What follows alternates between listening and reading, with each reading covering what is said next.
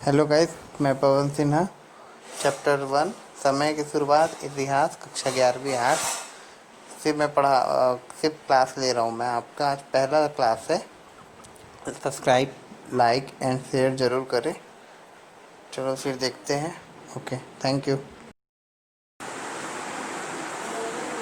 Good morning, मैं पवन Sinha.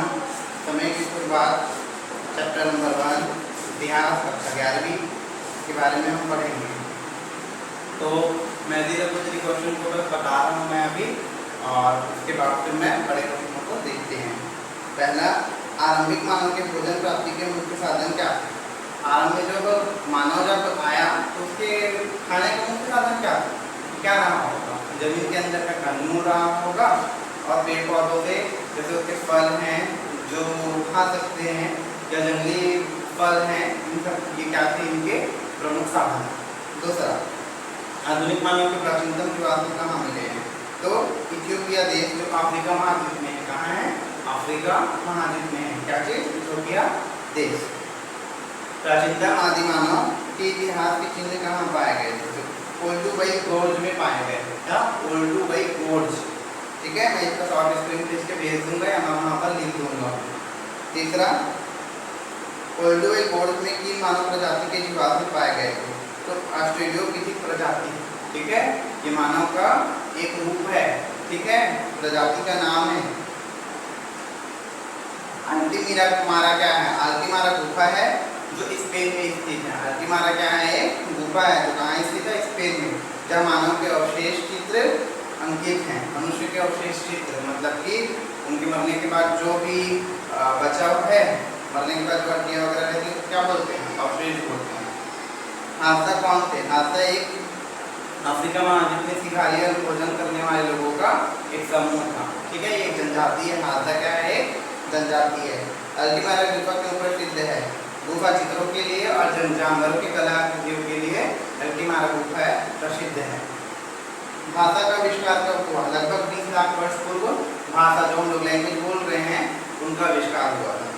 Hominid कहाँ पर निवास करते हैं? पेड़ की शाखाओं पर। होमोनिड कहाँ निवास करते थे? पेड़ की शाखाओं पर। तो पेड़ रहते थे, पेड़ की शाखाएं देखना, तुम लोग पिक्चर वगैरह देखे होगे ना, उसमें दिखाएगा। जंगल के ऊपर पिक्चर देखना, उसमें पता चल जाएगा कि नोगली था वो कहाँ पर रहता था। हिमयुग का आरंभ कब हुआ? हिमयुग का आरंभ 25 लाख वर्ष पूर्व हुआ था।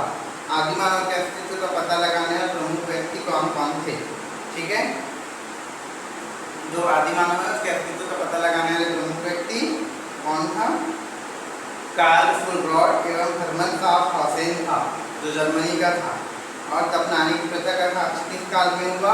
30,000 वर्ष पूर्व। जब कोई व्यक्ति मर जाता था तो उसे दफनाने का काम कब से शुरू हुआ? तो 30,000 वर्ष पूर्व हुआ था। भारत में होमो सेपियंस की खोपड़ी कहाँ से मिली थी? हमारे भारत में होमो सेपियंस की खोपड़ी कहाँ से मिली थी? नर्मदा घाटी के पास मिली थी। नर्मदा घाटी के, नर्मदा नदी के घाटी में मिली थी। नर्मदा के घाटी में मिली थी। आदिकालीन कृषि को प्रमाण प्राप्त विश्व का क्षेत्र कहाँ है?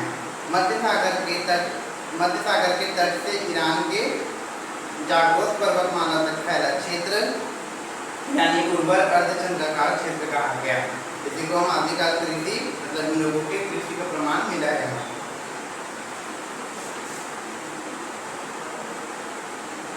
आग के प्रयोग से मानव कौन कौन से लाभ उठाए? ठीक है, तो आग यानी कि अग्नि, पता है आप लोगों को? आग का प्रयोग आदि मानव ने कैसे किया? अचानक भूकंप आया होगा, चट्टान गिरे होंगे, चट्टानों को टूट के फूटने से जंगल में आग लग गई। जंगल में आग लग गई तो उनको पता चला कि आग का इस प्रकार से उपयोग करते हैं। आगे की सुनो। इन लोगों ने जानवरों को पकाकर खाना कैसे सीखा? जब ये चट्टान टूट कर गिरे, जंगल में आग लगी, जंगल में आग लगी तो जानवर भी जल गए। जब जानवर जले हुए जानवर के इन लोगों को मिले तो इसको मतलब इनके जो मांस हैं उनको खा के देखा, खाने से उनको पता चला कि ये जलने की वजह से हुआ है। इसलिए इन लोगों ने माइंड लगाया, दिमाग लगाया कि ऐसा भी होता है। तो वही आगे के बारे में पढ़ रहे थे। आगे का प्रयोग मानव जीवन की क्रांतिकारी परिवर्तन का काम किया। ठीक है, केन्या के और दक्षिण अफ्रीका के पत्थर के औजार, आग की पकाई, चिकनी मिट्टी एवं जल हड्डियों के अवशेष शेष मिले, जलेबी अरबियों के अवशेष मिले जो लगभग 14 से 10 लाख वर्ष की पूर्व के थे। आग के प्रयोग से मानव को क्या क्या लाभ हुआ? सबसे पहला लाभ, जानवर जो डर जाते हैं आग से। दूसरा, पका हुआ भोजन इन लोगों को खाने को मिला। तीसरा, भूखे की निवारक, मानव को प्रकाश एवं शीत से बचाव के लिए उपमा के रूप में। मतलब क्या हुआ कि ये लोग क्या करते थे, गुफा में तो अंधेरा रहता था, अंधेरा में तो दिखाई नहीं देता था, आग के जलने से इनको रोशनी मिली और जहाँ जहाँ पर नमी वाला क्षेत्र था वहाँ पर नमी दूर हो गई।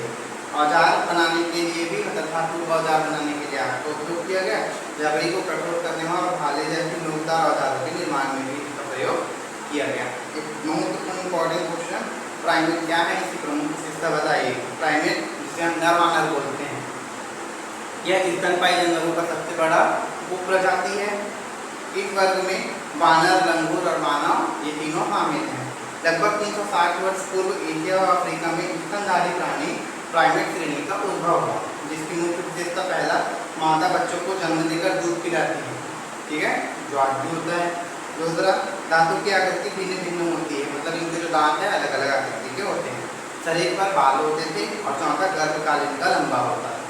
मतलब जो स्त्री जो बच्चे को गर्भ में धारण करती थी, हमारे यहाँ 9 मंथ में बेबी बर्न होता है, पैदा होता है, और उनके टाइम में उनका जो ड्यूरेशन था वो बहुत अधिक होता था। इसके साथ ही उनकी काफ़ी